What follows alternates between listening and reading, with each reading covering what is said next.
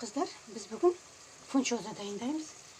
Oğan kурені филе, сәбіз, пияз, осылай бәрін қуырып, суы тартылғанша осылай қуырып, приправамыз өзіміздің ұнататын приправамызды қосып, соевый соус қосып, осылай суы тартылғанша қуырып аламыз. Фунчозамызды осылай суға, ыстық суға бақтырып қоямыз. Одан кейін оны жуамыз. Мінекей суы тартылды. Енді оған бір чесногымызды турап сала қоямыз. Күштен өткізіп сала қоямыз.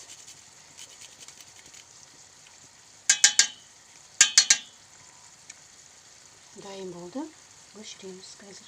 Араластырамыз. Міне қыздар, енді фунчозамыз дайын. Енді оған қуырып алған соусымызды құямыз үстіне. Жақсылап.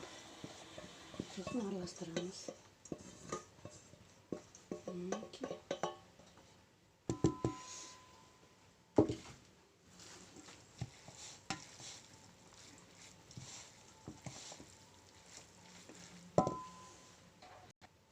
Міне қыздар, дәмі керемет, жасаңыздар.